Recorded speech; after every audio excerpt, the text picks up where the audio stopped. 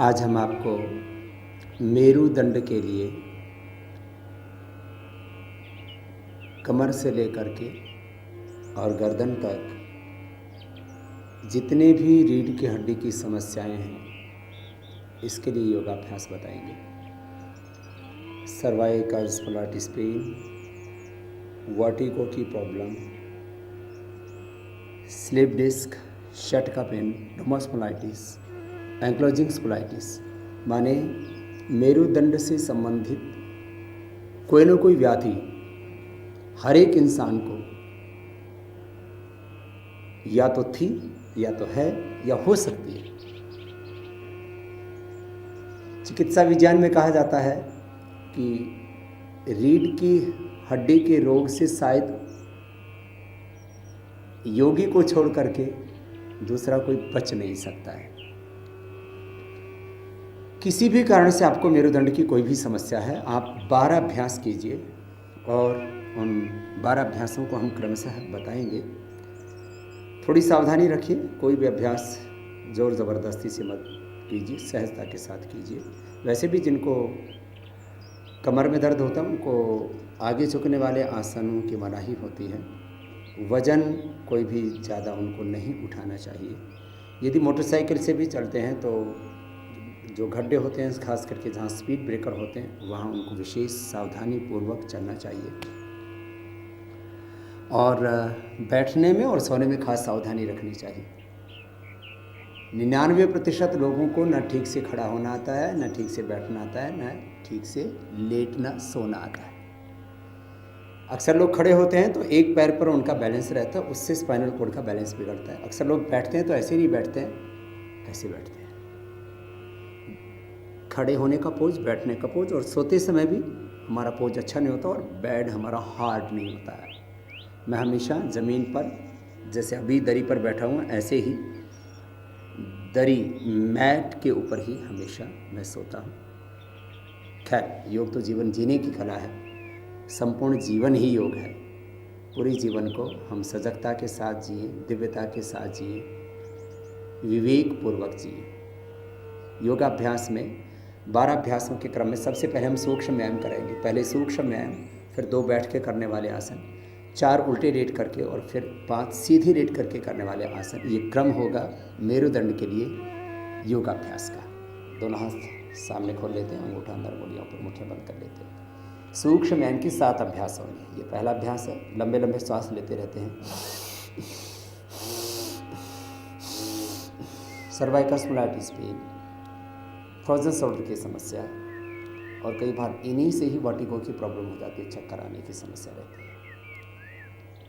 ये एक अभ्यास है। दूसरा अभ्यास, दोनों हाथ की अंगुलियाँ अंगूठे कंधों के ऊपर और दोनों को सामने मिली, ऐसे आराम आराम से करना चाहिए। जिनको फ्रोजन शोल्डर की समस्या है, सर्वाइकल स्पॉन्डिलाइटिस पेन है, गर्दन में दर्द है, उनके लिए पहले धीरे धीरे, फिर अभ्यास के बाद मध्यम गति से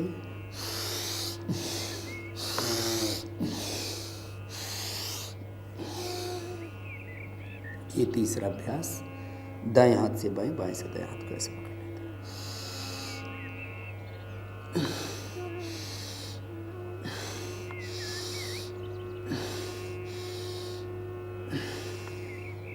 ये चौथा अभ्यास,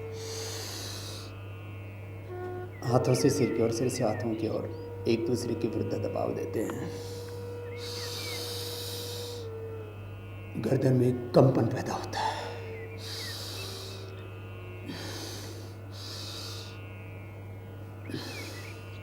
ये 5वां अभ्यास,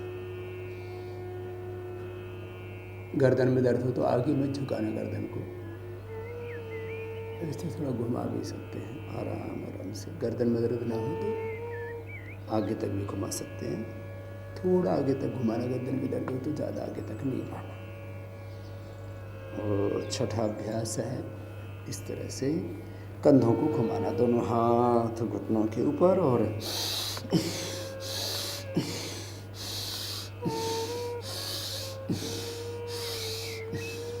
सातवां अभ्यास है, दोनों हाथ मुट्ठियाँ बंद करके अंगूठों को मिला लेंगे और अंगुलियों को पीछे से मिला लेते हैं। श्वास अंदर भर के हाथों को सामने खोलते हैं।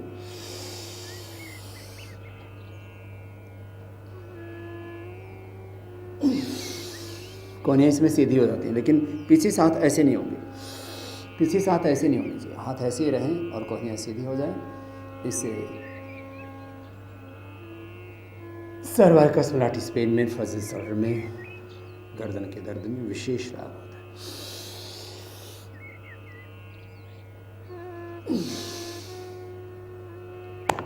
सूक्ष्म व्यायाम के साथ अभ्यास। अब आपको बताएंगे उष्ट्रासन और अर्धचंद्रासन। उष्ट्रासन के भी 2 अभ्यास होंगे। अर्ध उष्ट्रासन सभी कर सकते हैं।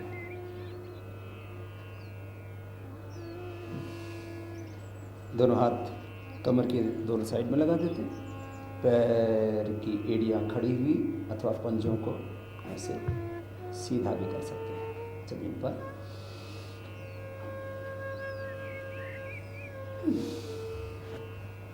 अर्ध उष्ट्रासन। और पूरा उष्ट्रासन करने के लिए हाथ ऐसे भी ला सकते हैं और श्वास अंदर भर के थोड़ी देर इस स्थिति में रुकते हैं, अथवा आप आराम से ऐसे भी हाथों को ला सकते हैं, जैसे आपको सुविधा हो। उष्ट्रासन के बाद अर्धचंद्रासन, दाहिना छाती के ऊपर बाएं उसके ऊपर श्वास अंदर भर के पीछे की ओर झुकते, पंजों को पीछे खोल देते हैं, आराम से ऐसे झुका।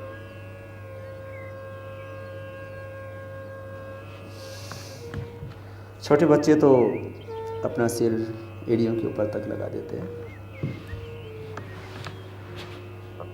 अब उल्टे लेट करके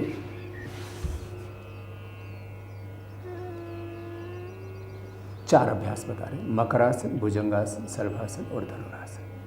मकरासन के 2 अभ्यास से पहले एक पैर को पीछे से मोड़े, सीधा करें। ये घुटनों के लिए भी अच्छा है, श्वास दमा स्थमा के लिए और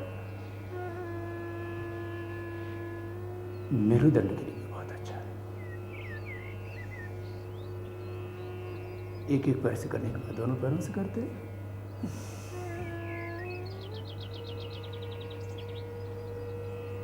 भुजंगासन के भी 4 अभ्यास हैं।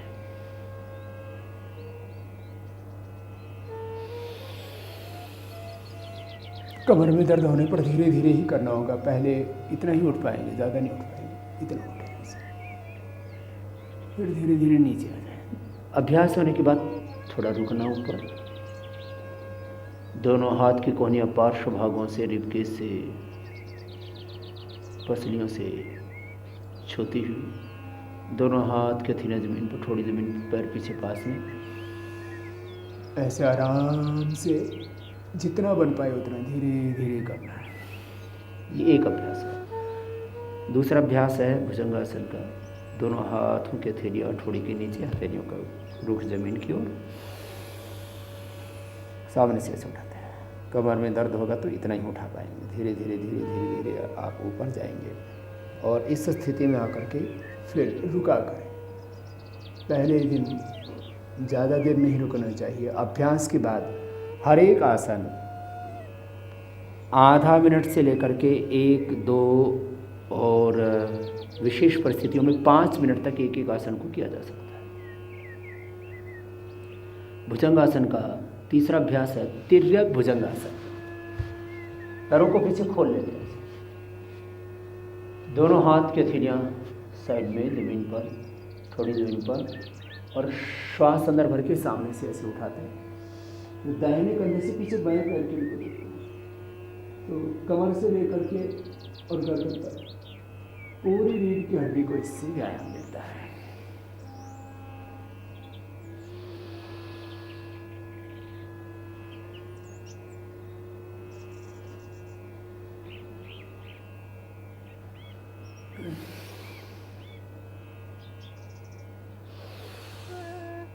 पहले थोड़ा कर पाएंगे जिनको कमर में दर्द है, फिर अभ्यास के बाद अधिक कर पाएंगे।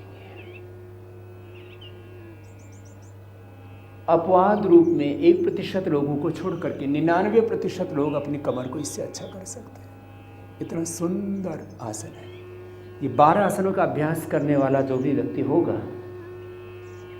उसको 99% कमर के ऑपरेशन की आवश्यकता नहीं पड़ेगी। मैं अक्सर कहता हूँ 99% दवाओं को, 99% ऑपरेशंस को आप अवॉइड कर सकते हो, उससे आप बच सकते हैं और पूर्ण स्वस्थ सुखमय, शांतिमय, समृद्धिमय, आनंदमय, दिव्य जीवन आप जी सकते हैं। दोनों पैर पास में, ये भुजंगासन का चौथा अभ्यास।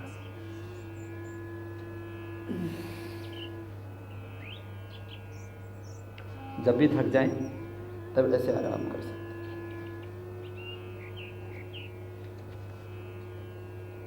पंजे बाहर, एड़ियां अंदर, ऐसे शरीर को शिथिल कर देते हैं। जब भी थक जाएं तब बीच में थोड़ी देर ऐसे रुक सकते हैं। मकरासन, भुजंगासन के बाद आपको हम बता रहे हैं अभी सर्वासन। सर्वासन के भी 4 अभ्यास होंगे। एक एक पैर को पहले ऊपर उठाना, यथाशक्ति रोकने के बाद नीचे ले आना। कोई भी योगाभ्यास जोर जबरदस्ती नहीं करना, सहजता के साथ योगाभ्यास करना चाहिए।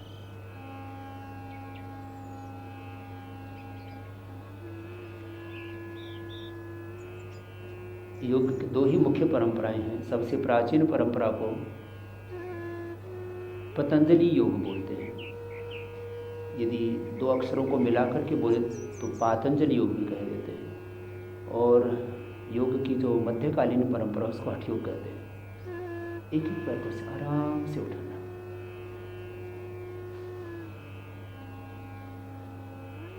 पतंजलि ने करोड़ों वर्ष पुराने वैदिक योग को समग्रता के साथ पूरे विश्व के सामने रखा। और हठ योग माने हमने सूर्य ठमने चंद्र। हठ योग का मतलब जबरदस्ती का योग नहीं। सूर्य और चंद्र शक्ति माने अग्नि और सोमात्मक है ये पूरा जगत। हम अग्नि और सोम शक्तियों से पूरी तरह से युक्त होकर के अपने व्यक्तित्व को पूरी तरह से जागृत करें, उसकी परंपरा हठ योग है। हठ योग का मतलब जबरदस्ती का योग है। ऐसे क्रॉस करके उठाना, ये सर्वासन का दूसरा अभ्यास है। अब दोनों हाथों को कमर के पीछे रख लेते हैं ऊपर, श्वास अंदर भर के सामने से उठा देते हैं।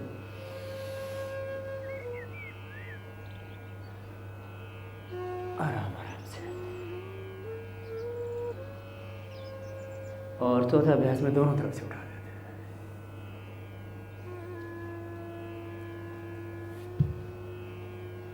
दोनों पैरों को पीछे से मोड़ते हैं और श्वास भर के दोनों तरफ से उठा देते हैं। जितना उठा पाए आराम आराम से करना, जोर जबरदस्ती से। ये उल्टे लेट करके 4 अभ्यास है। सीधे लेट करके कमर के लिए खास अभ्यास है मर्कटासन। दोनों हाथ की हथेलियां ऊपर की ओर, दोनों हाथ कंधों के बराबर, दोनों पैरों को मोड़ लेते हैं। मर्कटासन बहुत ही महत्वपूर्ण अभ्यास है कमर दर्द के लिए। दाहिनी तरफ पैर, बाईं तरफ पैर, एड़ी पर एड़ी, पंजे पर पंजा, घुटने पर घुटना। एक घुटना जमीन पर, दूसरा घुटना घुटने की, ऐसे एक तरफ पैरों को लेकर के गए, फिर बीच में वापस आ गए। श्वास अंदर भर करके पैरों को ऐसे साइड में ले जाते हैं और नीचे जाने के बाद श्वासों की गति आप सामान्य कर सकते हैं।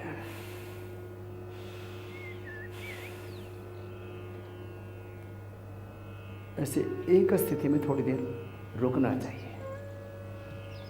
ये मर्कटासन। इस मर्कटासन को और सभी आसनों को 2-3 बार से लेकर 5 बार, आवश्यकता होने पर 10-10 बार भी किया जा सकता है।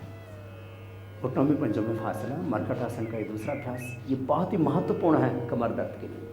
योगाभ्यास में भुजंगासन और मर्कटासन, ये 2 आसन तो कमर दर्द के लिए हम अवश्य ही करवाते हैं। जब भी योगाभ्यास कराते हैं, कमर का दर्द हो या ना हो, मेरुदंड की कोई समस्या हो या ना हो, क्योंकि योगा का प्रयोजन है स्वस्थ व्यक्ति को और अधिक स्वस्थ बनाना और जो रोगी हो चुका है उसको भी निरोगी बनाना।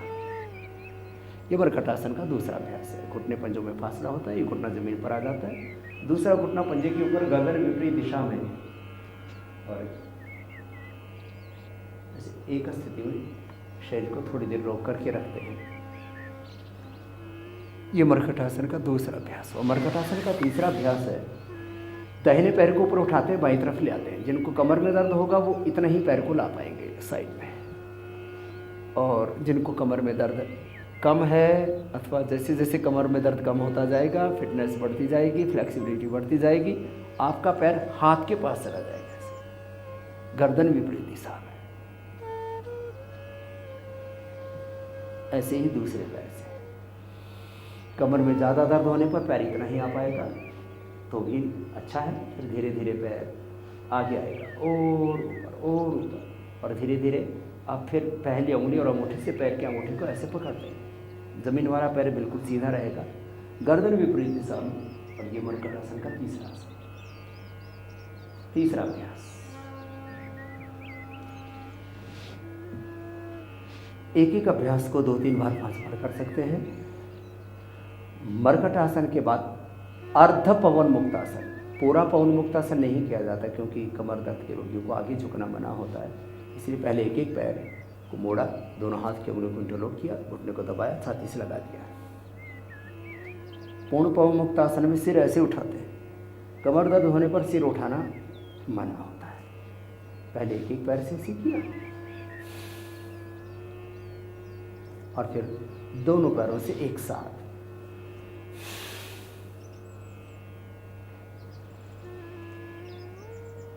पंजे नीचे की ओर दबे हुए, एड़ियां कुल्लों से लगभग छूती। ये अर्ध पवन मुक्तासन। एक पाद उत्तान आसन। एक एक पैर को ऐसे ऊपर उठाना, नीचे लेके आना। जिनको कमर में दर्द वो इतना ही उठा पाएंगे, 30 डिग्री 60 डिग्री ऐसे 90 डिग्री तक पैर को ला सकते हैं, ऊपर और नीचे ऐसे। कमर दर्द के लिए बहुत ही महत्वपूर्ण है कंधरासन अथवा सेतु बंधासन जिसको कहते हैं। पैरों को मोड़ लेते हैं, घुटनों से रखने के पास पैर को पकड़ लिया, श्वास अंदर भरा, बीच से उठा दिया और ऊपर उठा करके थोड़ी देर इसी स्थिति में रुक जाते।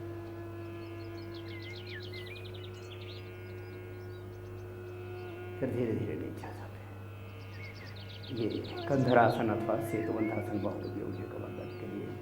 कमर दर्द के लिए अंतिम आसन है, कमर को बीच से ऐसे उठा दें,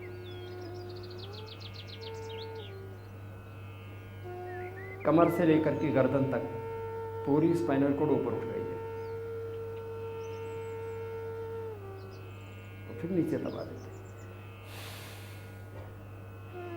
नीचे पूरी दबा देते, और जब ऊपर उठाएंगे तो पूरा ऊपर उठा देगा।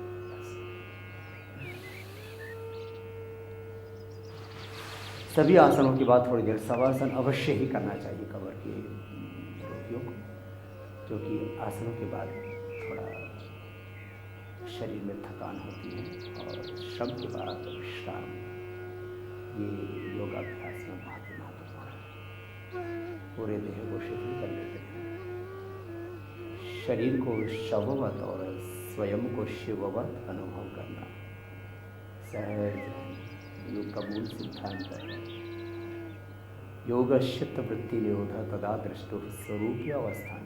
हम अपने स्वरूप में जिए, अपनी निजता में जिए। हमारे भीतर भगवान ने सब प्रकार की पूर्णता दी है, ज्ञान की, प्रेम की, करुणा की, वात्सल्य की, सुख की, शांति की, समृद्धि की, आनंद की, सब प्रकार की पूर्णता प्रभु ने प्रदान की। इस पूर्णता में जिए। दोनों हाथों को उठाएं, आप स्मरण करें और गर्म गर्म की ऊर्जा का उष्मा बंधन आंखों को करते हैं, आंखें खोलिए और बंद करें।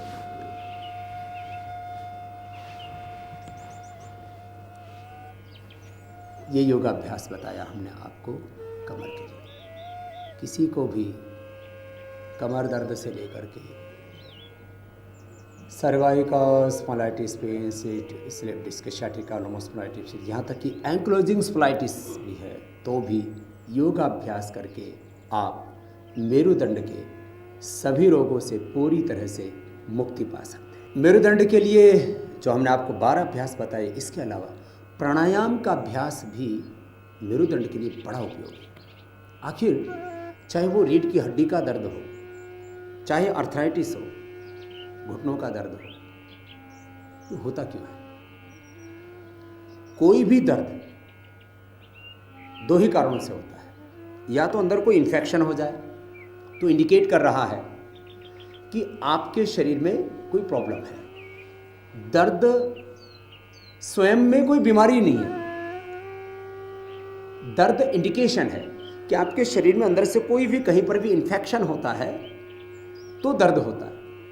छाती में इन्फेक्शन हो जाएगा तो छाती में दर्द हो जाएगा, पेट में, आंतों में, लीवर में कहीं इन्फेक्शन हो जाएगा तो पेट में दर्द हो जाएगा, हार्ट के अंदर ब्लॉकेज आएंगे तो हार्ट में पेन हो जाएगा। कहीं पर भी शरीर में कोई भी दर्द है तो वो इंडिकेट कर रहा है कि आपके शरीर में अंदर से कुछ गड़बड़ी हो गई है। तो पेन अपने आप में कोई बीमारी नहीं है, पेन इंडिकेट करता है कि अंदर कुछ गड़बड़ी है। चाहे वो हार्ट का पेन है, चाहे वो फेफड़े का पेन है, चाहे वो पेट का है, चाहे वो सिर का है, चाहे कान का है, आँख का है, अथवा अब ये रीढ़ की हड्डी का पेन अथवा जोड़ों में कहीं पर भी दर्द। ऑस्टियोब्लास्ट ऑस्टियोक्लास्ट सेल्स की इम्बैलेंस होने से बोन फॉर्मेशन, बोन रिजॉर्प्शन हमारा गड़बड़ा जाता है।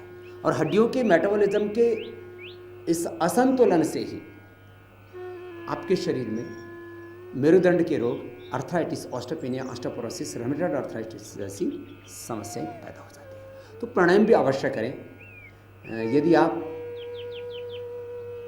मेरुदंड के रोगों को और सभी प्रकार के दर्दों को पूरी तरह से मिटाना चाहते हैं तो क्योंकि प्राणायाम आपके शरीर को भीतर से पूरी तरह से संतुलित कर देता है, सभी केमिकल्स और हार्मोन्स का बैलेंस हो जाता है। प्राणायाम करने से आपके डिजनरेट विश जो कोशिकाएं हैं वो रीजनरेट हो जाती हैं, सुप्त शक्तियां जागृत हो जाती हैं, देह देवालय शिवालय बन जाता है, मानव महामानव बन जाता है।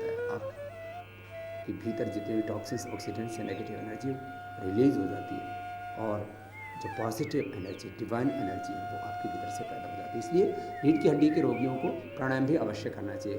प्राणायामों में भी कम से कम 5 प्राणायाम अवश्य ही करने चाहिए रीढ़ की हड्डी के रोगियों को। और किसी भी प्रकार का दर्द है उन सबको एक भस्त्रिका प्राणायाम, और दर्द होने पर वायु मुद्रा में बैठ के प्राणायाम करने चाहिए। ये 5 अंगुलियां ब्रह्मांड के 5 तत्वों का प्रतिनिधित्व करते हैं। अंगूठा अग्नि तत्व का, तर्जनी वायु का, मध्यम आकाश का, नाम का, पृथ्वी का, सबसे छोटे अंगुली जल तत्व का प्रतिनिधित्व करती है। 5 तत्वों के असंतुलन से ही इस देह में अलग अलग प्रकार की व्याधियां उत्पन्न हो जाती हैं। ये वायु मुद्रा अर्थराइटिस के लिए बहुत अच्छी है। भस्त्रिका प्राणायाम, डीप ब्रीदिंग, आराम आराम से ऐसे 5 मिनट तक कर सकते हैं। कपालभाति धीरे धीरे। कमर में दर्द अधिक होने पर कपालभाति जोर से नहीं करना चाहिए, ये विशेष सावधानी रखनी चाहिए।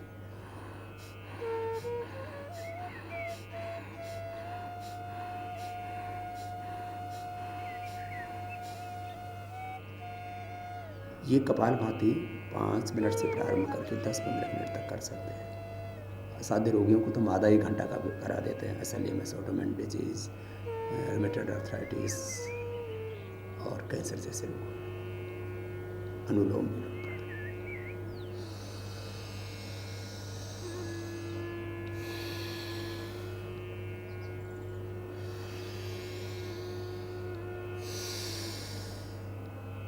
ऐसे बाएं से लेना, धीरे धीरे, दाएं से छोड़ना, धीरे धीरे। 5 से 10 सेकंड में लेना, 5 से 10 सेकंड में छोड़ना।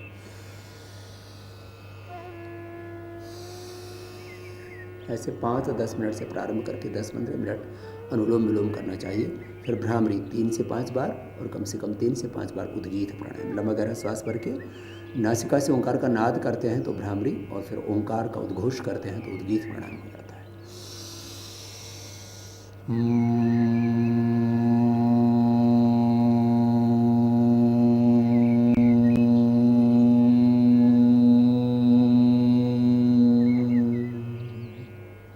ऐसे भ्रामरी और दोनों हाथ, फिर ध्यान मुद्रा या वायु मुद्रा में रख करके उद्गीत।